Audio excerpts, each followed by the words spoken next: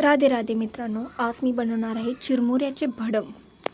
आता हे चिरमुऱ्याचे भडंग मी फक्त 10 मिनिटात बनवले आणि खूप कमी वस्तू वापरून.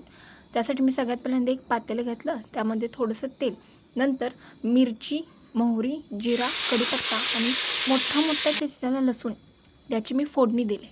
आणि फोडणी मी फक्त 1 मिनटं फक्त भाजले, सोनेरी रंगाचं होईल तोपर्यंत.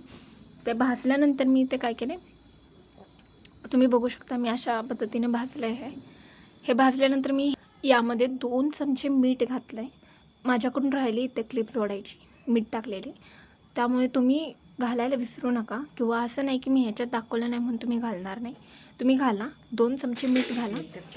नंतर मी इथे भाजलेले शेंगदाणे घेतले. तुम्हाला जर शेंगदाणे जास्त आवडत असतील तर तुम्ही जास्त टाका. कोणाला कमी आवडतात, कोणाला जास्त, त्या पद्धतीने तुम्ही टाकू शकता इथे शेंगदाणे. मग इथे शेंगदाणे टाकून मी तेही व्यवस्थित भाजलेत. आणि नंतर मी इथे 2 चमचे हळद टाकले. हळद थोडीशी कमीच टाका, असं नाही की त्याचा कलर व्यवस्थित यावा म्हणून जास्त टाकताय, कडू होते म्हणून थोडी वापरा हळद.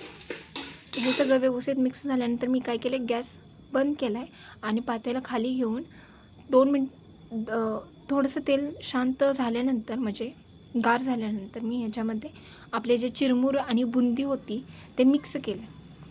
मी थोडंसं घातलं आहे आधी, कारण का आपलं करपू नये सगळा मसाला म्हणून आधी मी थोडंसं चिरमुरं घातलेत, ते मिक्स केलेत आणि नंतर राहिलेले चिरमुरे वरून घातलेत आणि मग डबल मिक्स केलेत. म्हणजे आपल्याकडं सगळीकडे हळद, मीठ आणि जो मसाला आहे तो आपला सगळ्या चिरमुऱ्याला व्यवस्थित लागला पाहिजे, म्हणून एकदम व्यवस्थित हळू सावकाश पद्धतीने इथे मिक्स केलेलं आहे.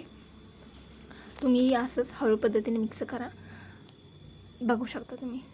आणि त्यानंतर मी ते व्यवस्थित, माझ्याकडून ते उलटण्यानं व्यवस्थित झालं नाही म्हणून मी प्लेट घेतली, प्लेटने व्यवस्थित मिक्स केले इथे तुम्ही बघू शकता अशा पद्धतीने. आणि नंतर हे मिक्स झाल्यानंतर मी डबल गॅस चालू केला आणि व्यवस्थित परत त्या 2 मिनटं भाजले, जेणेकरून आपले जे चिरमुरे आहेत ते मऊ पडणार नाहीत, व्यवस्थित खुसखुशीत तसेच राहतील. आणि ह्यामध्ये मी कोथिंबीर बारीक चिरून टाकली. कोणाला आवडत असेल तर तुम्ही टाकू शकता, नसेल आवडत तर तुम्ही स्किप करू शकता, पण मी इथे टाकले. आणि व्यवस्थित हे भाजावं, एकदम हलवा व्यवस्थित. आणि नंतर एकदम पॅक अशा पिशवीमध्ये याला पॅक करून तुम्ही खाऊ शकता. खूप छान लागतात हे चिरमुरे.